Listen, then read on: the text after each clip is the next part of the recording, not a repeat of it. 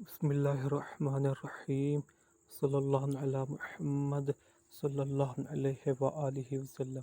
अस्सलामु अलैकुम स्टूडेंट्स। आज का जो हमारा टॉपिक है वो है Newton second law of motion, यानी कि जो न्यूटन का दूसरा लॉ है जिसे हम सेकंड लॉ ऑफ मोशन का नाम भी कहते हैं, वो आज हम इंशाल्लाह डिस्कस करेंगे। तो सबसे पहले हम इसकी डेफिनेशन देखते हैं कि न्यूटन के सेकंड लॉ की डेफिनेशन क्या है।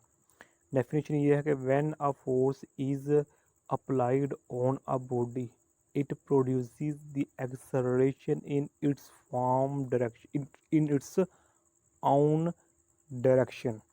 इसका क्या मतलब है कि जब हम किसी बॉडी पर फोर्स लगाते हैं तो जिस डायरेक्शन में हम फोर्स लगा रहे हैं, अप्लाइड अ फोर्स, जिस डायरेक्शन में हम वो किसी बॉडी पर फोर्स लगा रहे हैं, तो वो बॉडी इट में है कि वो बॉडी जिस पर फोर्स लग रही है वो प्रोड्यूसेस द एक्सेलरेशन।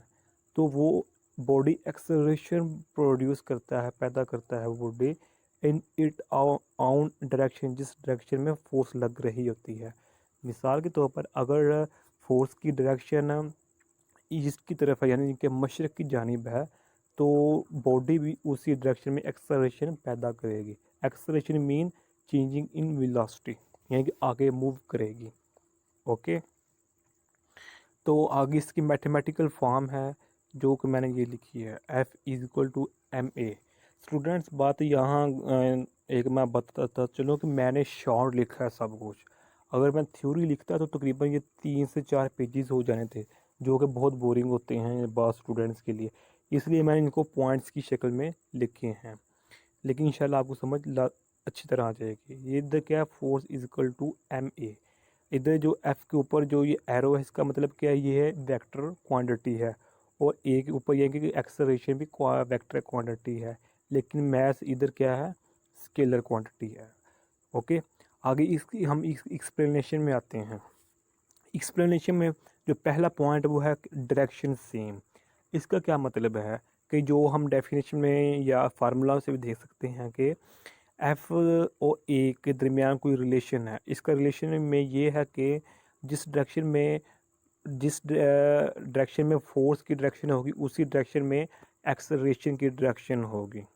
ओके, जिस तरह मैंने एग्जांपल की, अगर ईस्ट की जानिब किसी बॉडी पर फोर्स लग रही है तो वो बॉडी ईस्ट की ही जानिब फोर्स की डायरेक्शन में ही एक्सेलरेशन प्रोड्यूस पैदा करेगी, यानी कि मूव करेगी। ओके, आगे नेक्स्ट पॉइंट है, यानी कि एफ एम ए, यानी कि जो फार्मूले में हमने क्वांटिटीज लिखी हैं। पहला है एफ, इधर क्या है, फोर्स। सेकंड है मैस, थर्ड है एक्सेलरेशन। तो ये लिखने का क्या मतलब, ये तो सबको पता होता है, लेकिन इधर मैंने एक बात समझानी थी आपको लोगों को कि मैस के, मैं जो बात बताने लगा शायद आप पहली दफ़ा सुन रहे हों कि जब न्यूटन ने अपना अपना सेकंड लॉ पेश किया था तो उसमें मैस नहीं था, बल्कि मैस की जगह इनर्शिया था, इनर्शिया यूज़ किया था। यानी कि F is equal to M A, ये इक्वेशन न्यूटन ने नहीं दी थी। उसने दी तो थी इक्वेशन, लेकिन जो उन्होंने बाद में आने वाले साइंटिस्ट हैं उन्होंने न्यूटन की सेकंड जो फॉर्म थी, फार्मूला सेकंड लॉ की फार्मूले की फॉर्म थी, उसको इस तर्ज में लिख दी अपनी आसानी के लिए। इसलिए जो ये मैस है यहाँ एक्सेलरेशन था। ओके, तो अब इसका अगला पार्ट देखते हैं हम। तो स्टूडेंट्स अगला इसका जो हिस्सा है, पार्ट है, वो है केसेस। न्यूटन के सेकंड लॉ की, यानी कि सेकंड लॉ मोशन के जो केसेस हैं वो ये हैं। स्टूडेंट्स बात यहाँ मैं आपको याद दिलाता चलूँ कि मैंने फर्स्ट बात में शुरू ये की थी कि सेकंड लॉ को इंशाल्लाह मैं कम्प्लीटली डिस्कस करूँगा। तो इसका मतलब है मैं कंप्लीट डिस्कस करूँगा, लेकिन वीडियो अगरचे लंबी हो रही है, लेकिन आपने कहीं जाना नहीं है। इंशाल्लाह आपको पूरी अच्छी तरह समझ आ जाएगी। तो इसके केसेस क्या है, इसके दो केसेस, एक ये केसेस है और एक ये इसका केसेस है सेकंड लॉ का। ओके, मैंने शॉर्ट लिखा है। ओके, जैसा कि मैंने पहले बताया। तो फर्स्ट केसेस क्या है, F is equal to M, ये तो फार्मूला है ना, जनरल फार्मूला। एफ फोर्स है, एम मैस है, और ए क्या है, एक्सेलरेशन है। ओके, तो इस पहला केस में फोर्स इज़ कांस्टेंट, ये मेन पॉइंट है कि इस केस में जो है फोर्स कांस्टेंट होती है और जो हमारे पास ये सेकंड केस है इसमें एक्सेलरेशन इज कांस्टेंट होता है। ओके, तो फर्स्ट केस है फोर्स इज कांस्टेंट। ओके, तो ये फार्मूला इसको मैंने इधर भी लिखा इधर भी लिखा, यानी कि F1 और F2 लिखा इसकी जगह।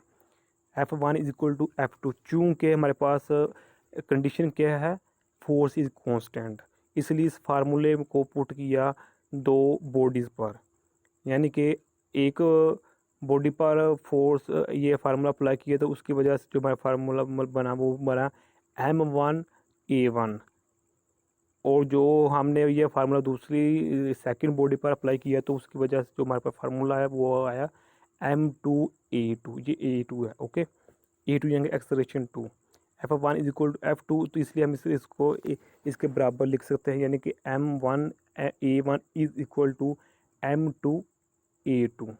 ओके, तो अब ये या अगर जो ये वाला हिस्सा है मैं इसको बाद में समझाता हूँ, पहले यहाँ तक समझें कि मैं ये है क्या चीज़ है। हम मिसाल के तौर पर हमने दो बॉडीज ली हैं, वो दो बॉडी, एक को हमने शो किया 1 बॉडी है, जो दूसरी बॉडी है उसको हम 2 से शो किया, यानी कि M1 बॉडी है पहली, M1 है, दूसरी क्या है M2 है। तो फोर्स में यानी कि कांस्टेंट है, हमने पहली बॉडी पर फोर्स लगाई 50 न्यूटन, तो दूसरी बॉडी पर भी फोर्स लगाई 50 न्यूटन, लेकिन जो पहली बॉडी का मैस है वो है 1 kg, जो दूसरी बॉडी है उसका मैस है 4 kg। ओके, पहली बॉल पर भी उतनी ही फोर्स लग रही है 50 न्यूटन, सेकंड बॉल पर भी उतनी ही फोर्स लग रही है 50 न्यूटन, लेकिन मैसेस डिफरेंट हैं। पहले का मैस 1 kg है, सेकंड का बॉडी का मैस कितना है 4 kg। ओके, तो अब क्या होगा, अब ये होगा कि जो फोर्स लगेगी M1 पर वो ज़्यादा लगेगी और M2 पर जो फोर्स लगेगी वो कम लगेगी। ये फार्मूला पहले देख लें, बाद में डिस्कस करते हैं कि ये देखें, ये M1 और A1 वैसे का वैसे लिख लिया, और इसको इस यानी कि M1 की जगह हमने 1 kg 1 M kg इसका मैथ, तो इसको इस तरह लिखने रहने दिया। ओके, तो मैथ 2 का जो मैथ था वो था 4 kg, यानी कि 4, यानी कि पहला मैथ की निस्बत सेकंड मैथ का जो मैथ है वो वज़न है वेट है वो 4 गुना ज़्यादा है, 4 मरतबा ज़्यादा है। मिसाल के तौर पर इसका मैं एक 1 kg है, इसका 4 kg है, इसलिए मैंने M2 की जगह 4M लिख लिया। ओके, और ये एक्सेलरेशन 1 है और ये एक्सेलरेशन 2 है। ओके, तो अब ये देखें, इधर एक्सेलरेशन 1 है, ये एक्सेलरेशन 2 है, इसको हमने रीअरेंज करके हमने ये फॉर्म बना ली, ये फॉर्म बना ली। अब ये फॉर्म हमें क्या बता रही है, ये जो फॉर्म है ये बता रही है कि एफ जो एक्सेलरेशन 1 है, यानी कि मैस 1 का एक्सेलरेशन है, ये क्या शो कर रहा है कि अगर जो हमने 50 न्यूटन फोर्स लगाई M1 पर, मिसाल के तौर पर उसमें जो एक्सेलरेशन प्रोड्यूस हुआ वो हुआ 10 मीटर पर सेकंड। ओके, लेकिन वही 10 न्यूटन फोर्स जब M2 पर लगी तो वो फोर्स पैदा करेगी 2.5 मीटर पर सेकंड। क्यों? क्योंकि मैस जो 2 है इसका वेट ज़्यादा है M1 की वैन की निस्बत, इसलिए जो एक्सेलरेशन होगा M1 में वो ज़्यादा इंक्रीज होगा और एक्सेलरेशन जो M2 में होगा वो कम होगा। ये हमें फार्मूला ही बता रहा है कि 4 गुना एक्सेलरेशन कम प्रोड्यूस होगा M2 में, फोर्स कांस्टेंट ही रहेगी। ओके, अब सेकंड केस ये है कि एक्सेलरेशन इज़ कांस्टेंट, कि एक्सेलरेशन कांस्टेंट ही है।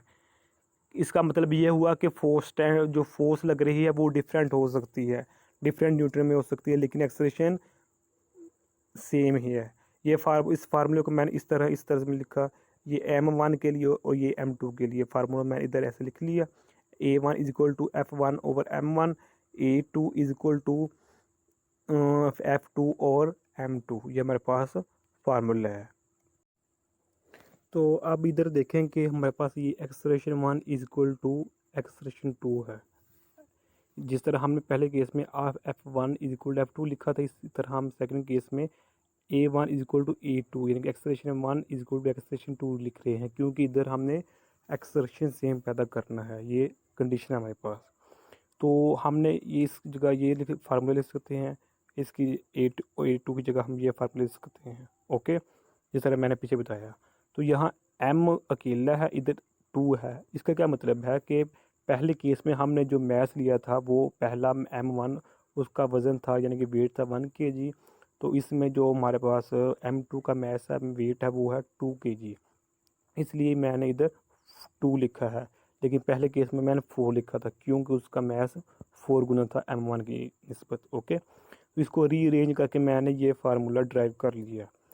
ये फार्मूला क्या बता रहा है कि अगर एक बॉडी पर जिसका मैस कम है उस पर फोर्स लग रही है तो वो फोर्स ज़्यादा एक्सेलरेशन पैदा करेगी बेनिस्बत सेकंड मैस के, क्योंकि सेकंड मैस का वेट ज़्यादा है। मिसाल के तौर पर हमारे पास जो ये M1 है, इधर हमने 1 kg इसका लिया हुआ मैस और M2 का मैस हमने लिया हुआ 2 kg। ओके, मिसाल लेते हैं। मिसाल के तौर पर एक्सेलरेशन हम पैदा करने चाह रहे हैं इसमें 10 एक्सेलरेशन और इसमें भी 10 एक्सेलरेशन। M1 में M2 में हम 10 एक्सेलरेशन पैदा करना चाह रहे हैं। तो M1 में 10 एक्सेलरेशन पैदा प्रोड्यूस करने के लिए तो हमें फोर्स लगानी पड़ी है मिसाल के तौर पर 20 न्यूटन। तो हमें M2 में 10 एक्सेलरेशन पैदा करिए, हमें 20 फोर्स नहीं बल्कि 40 न्यूटन फोर्स लगाना पड़ेगी, क्योंकि M2 का मैस 2 गुना ज़्यादा है M1 की निस्बत। ओके, तो इसलिए यही फार्मूला यही शो कर रहा है कि जो F2 है, F2 को प्रोड्यूस करने के लिए यानी कि M2 में एक्सेलरेशन सेम पैदा करने के लिए फोर्स ज़्यादा लगानी पड़ेगी। यानी कि फोर्स ज़्यादा लगाने में मतलब कि F1 के मल्टीपल 2 होना चाहिए। जिस तरह मैंने ये बताया कि M1 में 10 एक्सेलरेशन पैदा करने के लिए 20 न्यूटन फोर्स लगानी पड़ रही है और M2 में 10 एक्सेलरेशन पैदा करने के लिए 40 न्यूटन फोर्स लगानी पड़ रही है सेम एक्सेलरेशन पैदा करने के लिए। ओके, अब ये हमारे पास जो न्यूटन का सेकंड लॉ वो ख़त्म हो चुका है। अब यह इसकी फर्दर एक्सप्लेनेशन में ये भी इसमें बहुत अहम किरदार अदा करता है। ये जो ये ना एक्सप्लेनेशन ठीक है मैंने लिखा हुआ है मैथमेटिकल फॉर्म में। तो ये देख लें कि F is equal to directly proportion to acceleration. इसका मतलब क्या है कि जितनी ज़्यादा फोर्स हो लगेगी किसी बॉडी पर उतनी ही ज़्यादा वो बॉडी आगे मूव करेगी, उतनी ही ज़्यादा मिकदार में एक्सेलरेशन पैदा होगा बॉडी में, ये शो कर रहा है। ओके, तो इधर के एक्सेलरेशन शो कर रहा है acceleration is inversely proportion to mass, यानी कि ये क्या शो कर रहा है जिस तरह हमने पहले 2 केसेस देखे कि जितना मैस ज़्यादा होगा उतना ही उसमें एक्सेलरेशन कम पैदा होगा। मिसाल के तौर पर अगर हम कार को एक फोर्स लगा रहे हैं तो वो फोर्स उस फोर्स की वजह से कार में जो एक्सेलरेशन पैदा हुआ 5 एक्सेलरेशन पैदा हुआ, लेकिन जब वही फोर्स हम ट्रक पर लगाएंगे, बस पर लगाएंगे, क्योंकि उसका वेट ज़्यादा होता है तो वो 5 की बजाय 2 एक्सेलरेशन पैदा होगा, उसमें 2 एक्सेलरेशन आगे मूव करेगा बस या ट्रक, क्योंकि उसका वेट ज़्यादा है। इसलिए ये एक्सेलरेशन मैस की इन्वर्सली प्रोपोर्शन है और एक्सेलरेशन फोर्स के डायरेक्टली प्रोपोर्शन है। ओके, अब मैंने इन दोनों इक्वेशन को इधर इकट्ठा लिख लिया, यानी कि ये acceleration is directly proportion to mass और inversely proportion to directly proportion to force, inversely proportion to mass. तो यहाँ जो डायरेक्टली प्रोपोर्शन इसको ख़त्म करने के लिए मैं कांस्टेंट के लगाया। ओके, तो इसको चूँकि हम जानते हैं कि के की वैल्यू सिस्टम यूनिट्स में ऐसा यूनिट्स में 1 होती है, इधर 1 पुट किया तो इसको रीअरेंज करके मैंने ये फार्मूला ड्राइव कर लिया। तो ये अलग से एक शार्प क्वेश्चन आ सकता है कि drive the formula of the second law या drive the formula of motion second law of motion, ये भी शार्ट क्वेश्चन आ सकता है। तो ये आज की वीडियो थी, मुझे उम्मीद है आपको अच्छी लगी होगी। अगर आपने अभी तक हमारे चैनल पाक MN अकेडमी को सब्सक्राइब नहीं किया तो सब्सक्राइब कर दें। अगर कोई मशवरा देना चाहते हैं तो कमेंट करके बता सकते हैं। जज़ाकल्लाहु खैरा। अस्सलामु अलैकुम व रहमतुल्लाह।